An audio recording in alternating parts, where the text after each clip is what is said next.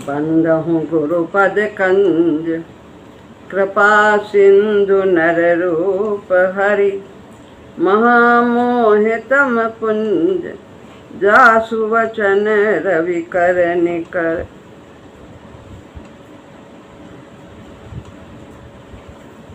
श्री राम। आज हम लोग महाराज जी द्वारा लिखी आध्यात्मिक साधन भाग 2 इस पुस्तक को देखेंगे। महाराज जी क्या बताते हैं इसमें हम लोगों को। तो इसका पहला अध्याय है आंतर योग तथा उसका रहस्य। आंतर योग यानी अंदर हम लोग भगवान से योग करते हैं, मिलन करते हैं। तो वो किस प्रकार का होता है, उसमें क्या आनंद होता है, उसके लिए क्या क्या आवश्यक बातें हैं जिन्हें हमें जाननी हैं। तो आरंभ करते हैं आध्यात्मिक साधन भाग 2 का आंतर योग तथा उसका रहस्य।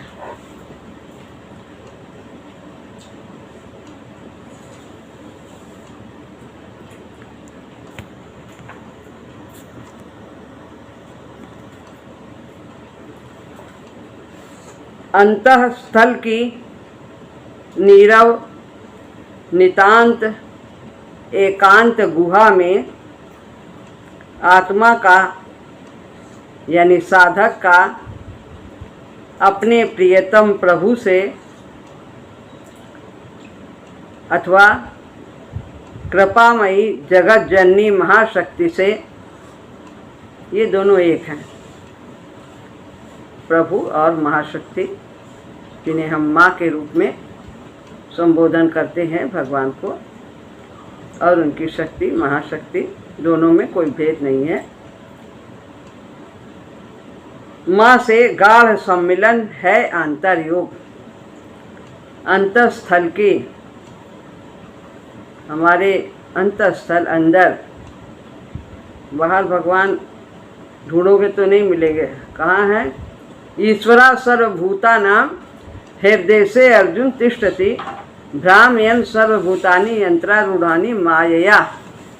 ईश्वर कहाँ बसते हैं? हमारे हृदय में। वैसे तो सभी जगह रोम रोम में उनका वास है, लेकिन उनका विशेष रूप से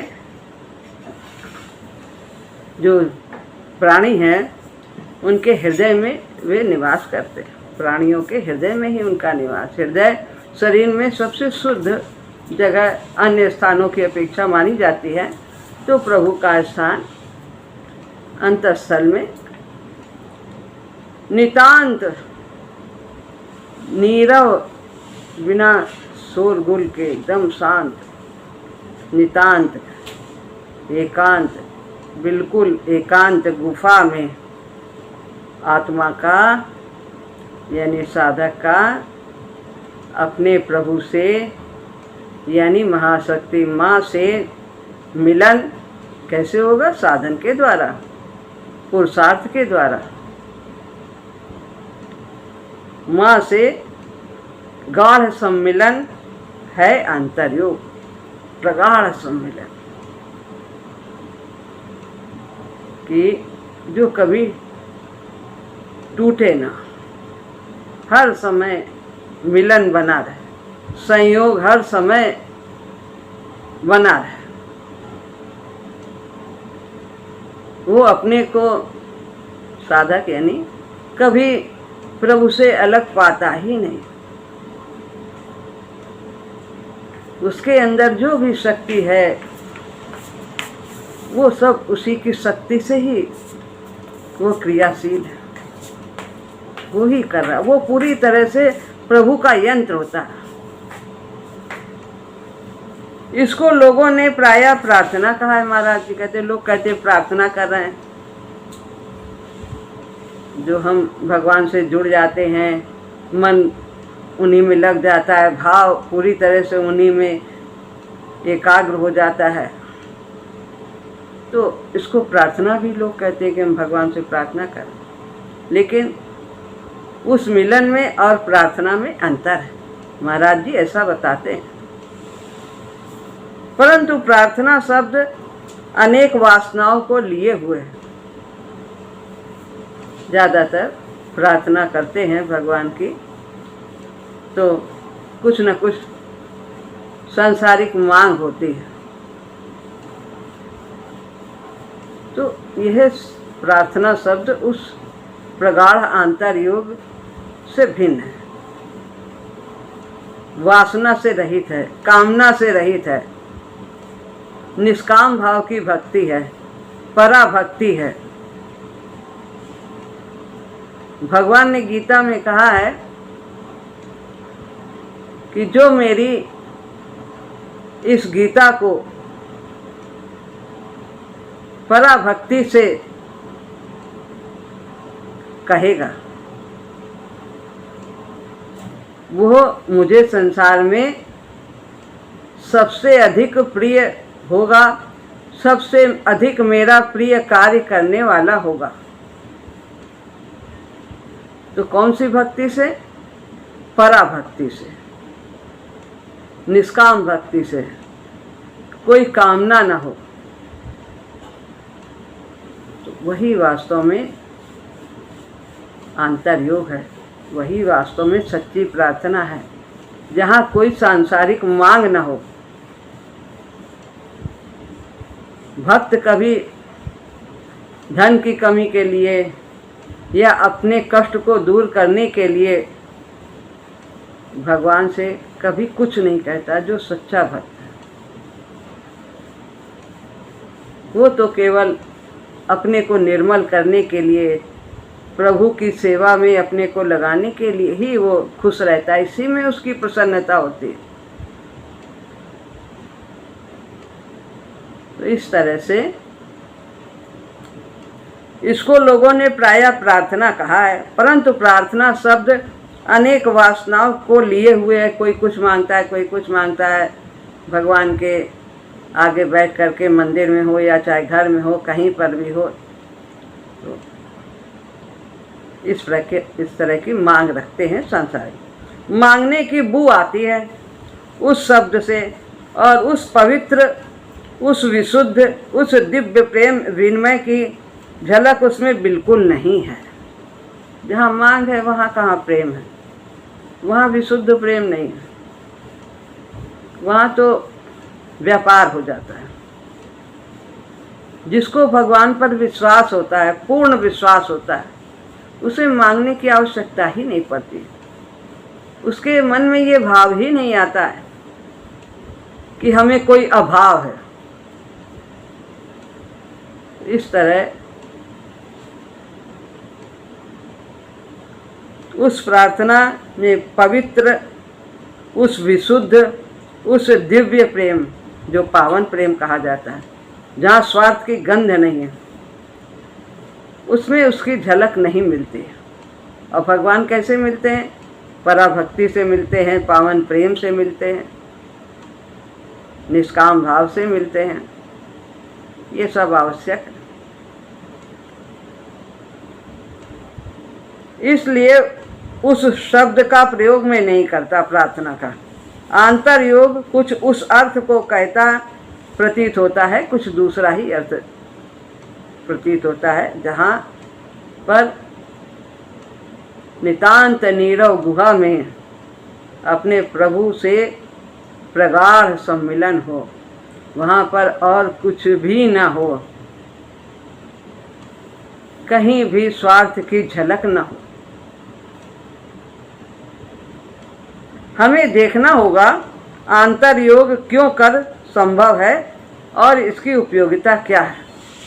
ये क्यों करना है हमें, ये हमें इस पर विचार करते हैं, और इसकी क्या उपयोगिता है मनुष्य के लिए, और क्या है इसका रहस्य। पुरुषोत्तम भगवान महाशक्ति साधक के सदैव सन्निकट है।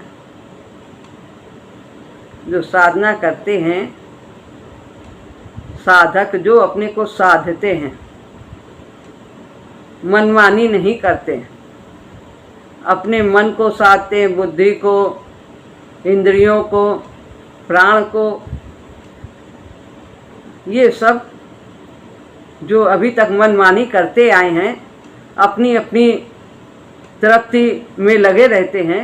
मन कुछ चाहता है, सुख चाहता है, इंद्रियां भोग चाहती हैं, प्राण कामना चाहता है, इच्छा की पूर्ति चाहता है, बुद्धि अधिकार चाहती है। तो इस तरह भगवान महाशक्ति साधक के सदैव निकट है, जो अपने को इन सभी पर लगाम लगाता है, यानी इनकी देखभाल करता है, इनके प्रति जागरूक रहता है, इनको मनमानी नहीं करने देता है। जिस कार्य के लिए ये सब नौकर हमें मिले हैं हमारी सेवा के लिए, तो आत्मा इनको अपने कार्य में लगाती है, इनको संगठित करती है, प्रभु प्राप्ति की ओर इनसे सेवा लेती है। साधक के ही क्या, वो सभी के बिल्कुल समीप है। साधक क्या, मनुष्य जाति प्राणी मात्र के समीप है, सभी में है, कण कण में है वास तुम्हारा, नित्य निरंतर नूतन, कण कण में बसी है। भागवती चेतना की अभिव्यक्ति का केंद्र विशेष होते हुए भी वो चेतना सभी में अनुस्यूत है। वास्तव में मानव में उस चेतना की अभिव्यक्ति संभव है, उस परम सत्ता की अभिव्यक्ति संभव है। भागवती चेतना की अभिव्यक्ति संभव है मानव में, क्योंकि उसमें शक्ति अनंत छिपी जो मुझ में पहचान सकूं डर मर जाए। उसमें यह योग्यता है कि वो प्रभु को जान सकता है, पहचान सकता है, अपने अंदर देख सकता है, लेकिन अन्य प्राणियों में वो योग्यता नहीं है। फिर भी वो महाशक्ति सब में विराजमान है, सब में समाई हुई है, व्याप्त है। जैसे आकाश, आकाश सर्वत्र है, ऐसी कोई जगह नहीं जहाँ आकाश ना हो, सब जगह है। जैसे आकाश सब सर्वत्र है, एक तो उदाहरण देने के लिए है, लेकिन परमात्मा तो अति सूक्ष्म है, तो सर्वत्र व्याप्त है।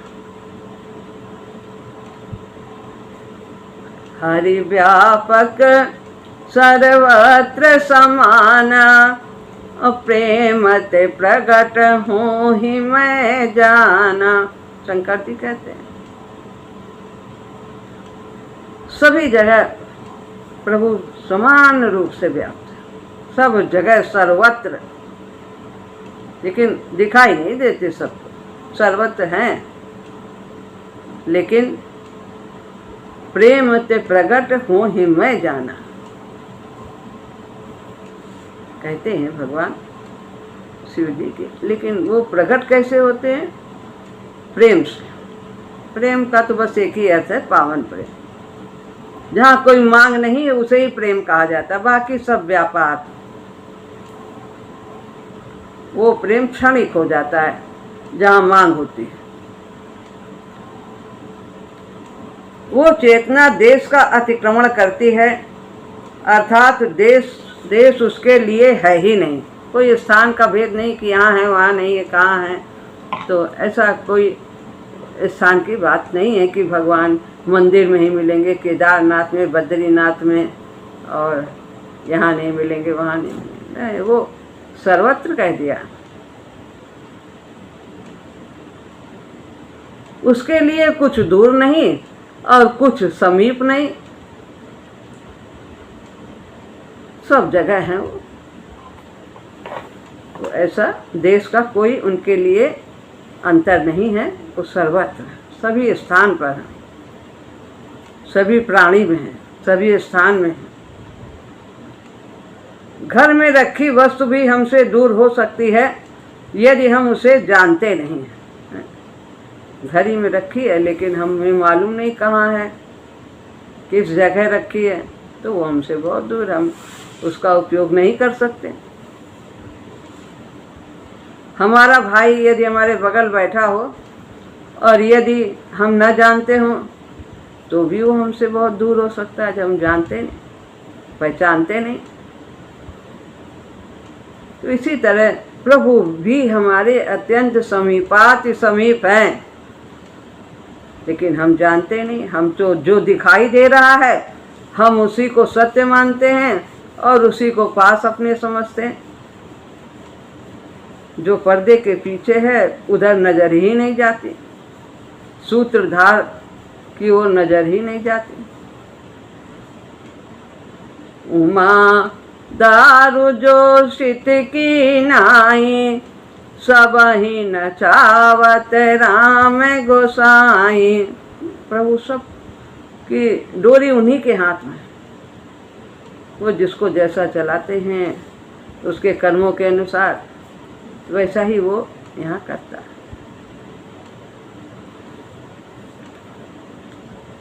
ऐसे ही भगवान भी हैं। यदि हम उन्हें पहचानते नहीं, यदि उनकी समीपता को प्रतीत नहीं करते, यदि हमने नहीं जाना कि वो तो हमारे हृदय में अपने विशुद्ध स्वरूप में सदैव विराजमान है, यदि हम समीपता का अनुभव नहीं करते हैं कि प्रभु हमारे अत्यंत पास हैं, हमारे रोम रोम में विराजमान है, हमारी हर पल की उन्हें खबर है, अंतर्यामी हैं, वो हमारे हृदय में विराजमान है।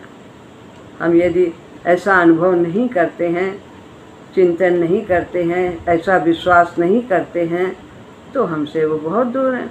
और जितना हमारा विश्वास गहरा होगा इस बात के लिए, प्रभु की सत्ता पर विश्वास कि प्रभु हैं, यहाँ हैं, वहाँ हैं, सर्वत्र हैं, अति समीप हैं, तो फिर हम उन्हें समीप पाएंगे भी।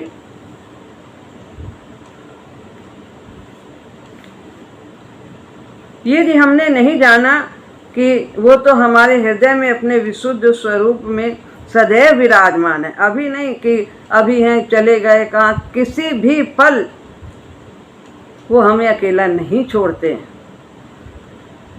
हर समय हमारे साथ रहते हैं, और दुख में तो और साथ हो जाते हैं, और पास हो जाते हैं, और हमारी ज़्यादा देखभाल करते हैं।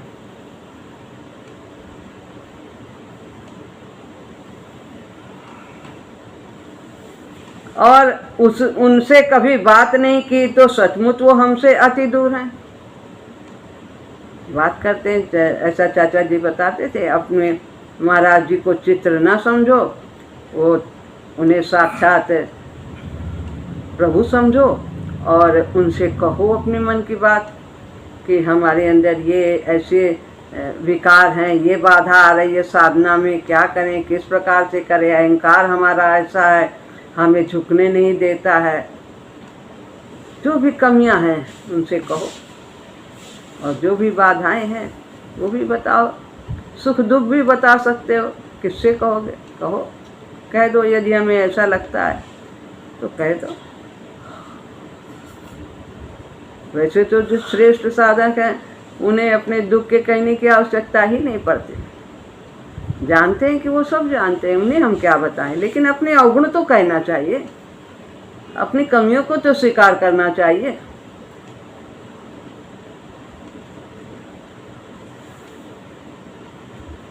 और उनसे कभी बात नहीं की तो सचमुच वो हमसे अति दूर हैं, अति दूर हैं, इतना दूर कि हमारी कल्पना की उड़ान तक भी वहाँ न पहुँच सकेगी। तो हम उन्हें अपने समीप समझें, ऐसा समझें कि हम जो कह रहे हैं वो सुन रहे हैं। जैसे हम भोग लगाते हैं तो हमें विश्वास होता है कि प्रभु हमारे भोग को स्वीकार कर रहे हैं, वो तो ऐसे ही हमें हर समय ये सोचना चाहिए कि प्रभु हमारे अति समीप है। यदि उसे अपने भीतर नहीं खोजा तो वो कहीं भी मिलने का नहीं। मुझे गुरु नानक देव जी का भजन स्मरण हो रहा है। महाराज जी कहते हैं काहे रे बन खोजन जाए। जंगल में क्या जरूरत है वहां भगवान को खोजने के लिए, जाने के लिए। मन चंगा तो कटौती में गंगा, रैदास जी। सर्वनिवासी सदा अलेपा, तो ही संग समाई, तो ही संग समाई। सर्वनिवासी सभी में निवास करते हैं, प्राणी मात्र में निवास करते हैं। सदा अलेपा, ये मनुष्य में ही नहीं, सब जीव जंतु जितने भी हैं सब में आत्मा रूप से वो निवास करते हैं।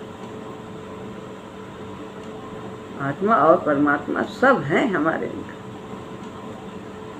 उनका अंश भी है और प्रभु भी हमारे अंदर सदैव रहते हैं। सदा अलेपा, और रहते हुए हम सबके भीतर अलिप्त रहते, निर्लिप्त भाव से। हमारे किसी कर्म से, किसी गुण से वे लिपायमान नहीं होते। जैसे ये शरीर कार्य करता है, प्रकृति कार्य करती है, हाथ पैर कार्य करते हैं, जो भी कार्य करते हैं प्रकृति जड़ ने किया और आत्मा उससे लिपायमान हो जाती है, मैंने किया मैंने किया मैंने।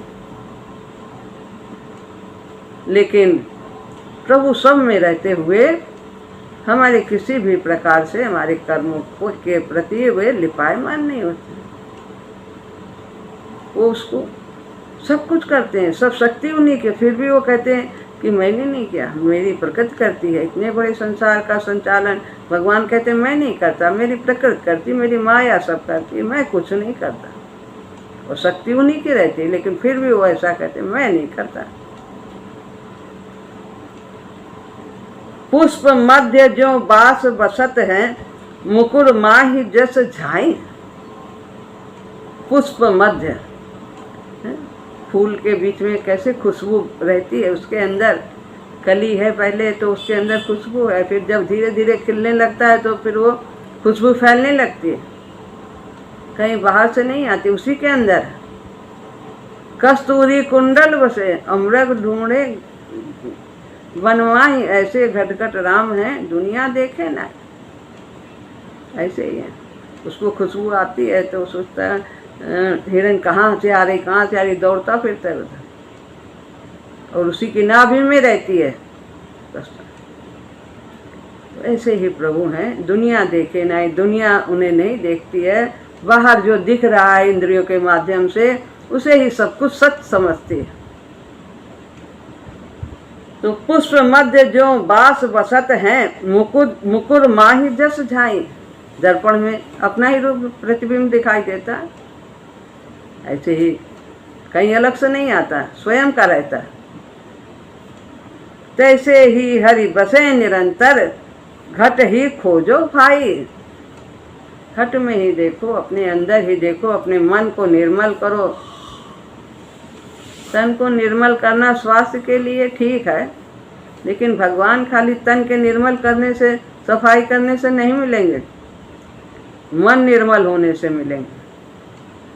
स्वच्छ, विकारों से रहित, काम क्रोध लोभ मोह अहंकार राग द्वेष, इन सब से अपने को रहित करना है। वो कैसे होंगे? वो राम नाम के सुमिरन से होगा, भजन से होगा, सेवा करने से होगा। सेवा करने से क्या होता है? सेवा करने से अहंकार हमारा कम होता है। अहंकार जहाँ है तो भगवान बहुत दूर है हमसे, प्रकट नहीं होंगे।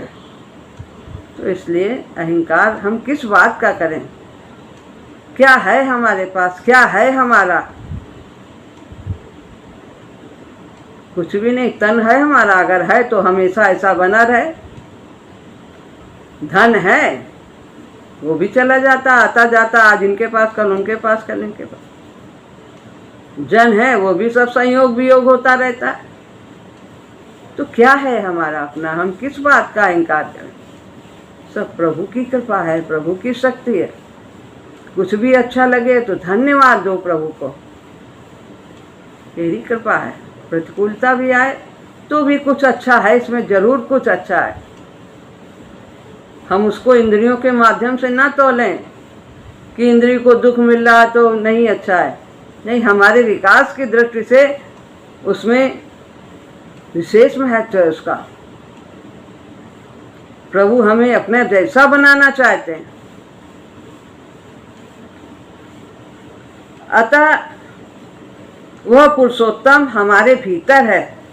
वो भगवती चेतना हमारे अंतःस्थल में आगे ही झलक रही है। सब झलक रही, सब उसी की तो झलक है। जो शक्ति है हम वाणी से प्रकट करते हैं, कान से, आँख से जो देख रहे हैं, शरीर हाथ पैर कर सब कार्य कर रहा है, ये सब कर रहा है, ये कहाँ से? ये झलक उसी की तो है। सब उसी की शक्ति से सब क्रिया हो रही।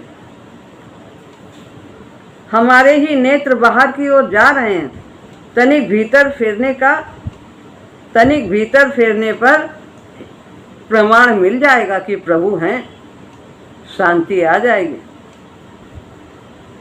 उसकी अनुभूति भीतर ही होती है। उसका चिंतन हम कैसे करें? आकार, स्वरूप, आकार उसी के हैं। जितने भी आकार हैं, जितने सब आकार उसी, जो भी कुछ है, चाहे देवी हो, चाहे देवता हो, चाहे जो है। चाचा जी कहते थे सब में प्रभु को ही देखो।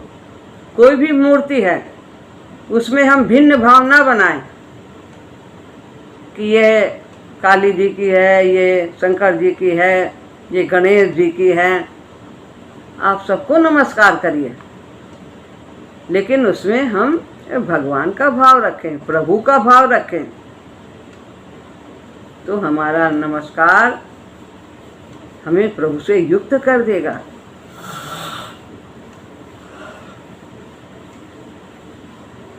सभी आकार उसी के हैं।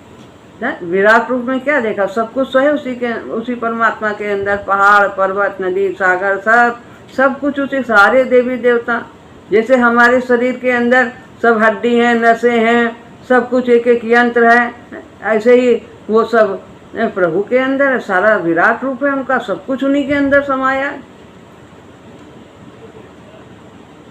कुछ भी, ये जो पहाड़ हैं ये सब उनके हड्डियां हैं, सब ये है, नसें वगैरह, ये सब पेड़ पौधे सब भगवान के। जितना भी ये है, जैसा दिखता है हमें कि सूर्य चंद्र के प्रभु की आंखें हैं, ये ऐसा शास्त्रों में लिखा है। सब भगवान का, देवी देवता सब भगवान के शरीर के अंदर। तो वो उनसे कोई भी अलग नहीं है। हम कोई भी रूप, किसी में भी, एक पत्थर में भी यदि हम प्रणाम करें भगवान का भाव करके, तो हम उस पत्थर से भी भगवान को प्रकट कर सकते हैं। और पत्थर के ही तो सब रहते हैं मंदिरों में, सब पत्थर। हम भाव ही तो बनाते हैं और भाव से ही भगवान को प्रकट करते हैं, भाव से ही मांगते हैं। जो कुछ मांगना होता है, जो कुछ, वो पत्थर से ही कहते हैं, पत्थर में भगवान का भाव रखते हैं। इसलिए हमारी कामनाएं यदि भगवान उचित समझते हैं तो उसे पूरा कर देते हैं।